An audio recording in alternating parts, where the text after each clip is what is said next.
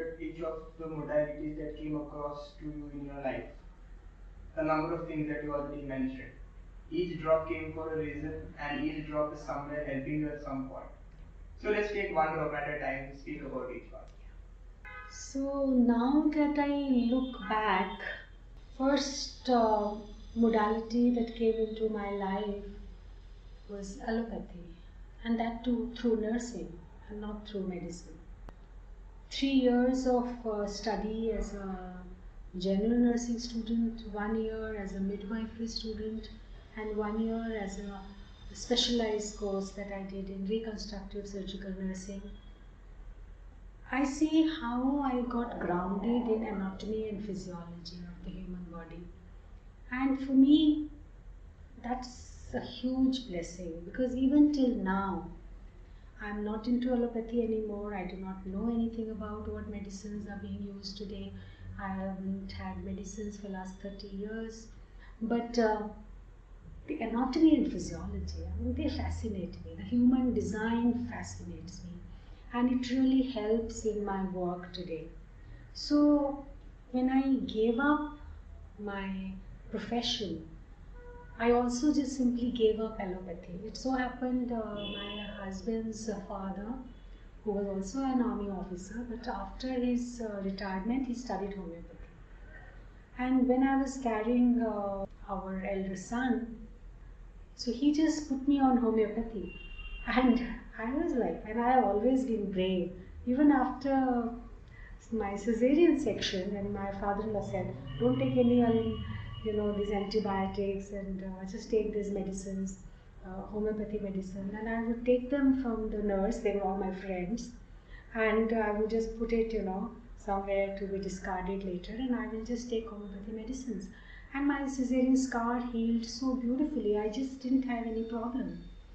So I really had to study this subject. I wanted my children to grow up with this gentle therapy. So I studied homeopathy as well. And just as I had enjoyed my stint in the hospital and enjoyed studying anatomy, physiology, and every other subject. In fact, I topped my course. I was the gold medalist of the batch, all India batch. But anyway, I also enjoyed homeopathy a lot.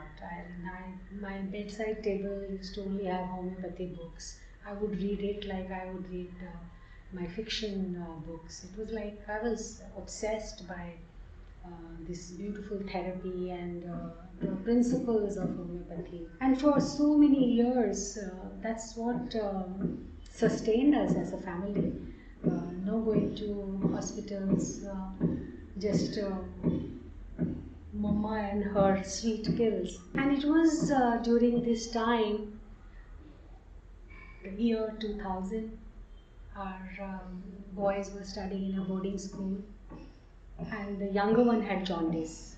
So I got this call from the school that he's in the hospital, and I must go and fetch him home. And I was staying in Delhi, and they were in Dakshai in Himachal Hills, and he was in MH Kasoli. And I went to fetch him, and he was like, "Mama, I haven't slept for whatever days," and I'm like, I was feeling so helpless that I was not carrying my medicine with me. And my brother-in-law, my sister's husband, who had driven me, he said, "I will give him Reiki." And I like, "You're driving." But then within seconds, the boy went off to sleep, and for me, now I had to learn this Reiki. Before that, I didn't believe in these systems because it all seemed like such mumbo jumbo.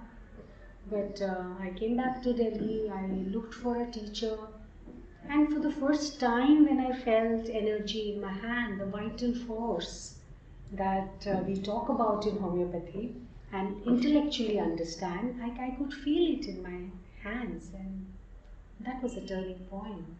After that, various modalities came my way, and over the years, I also became a Reiki master. These days I conduct Reiki workshops, and gradually I discovered that there is so much more to healing than just physical healing. And I've been very fortunate that I moved from the physical body to the energy body, and now, to the emotional healing and the psychological healing and eventually the spiritual healing. So it has been a very beautiful journey, from outward layer to inward layers, and I consider myself extremely fortunate because these things just happened. It's only I am, joining these dots, connecting them in retrospect. While it was happening, I had no clue. But today, yes, it all feels so right, so beautiful.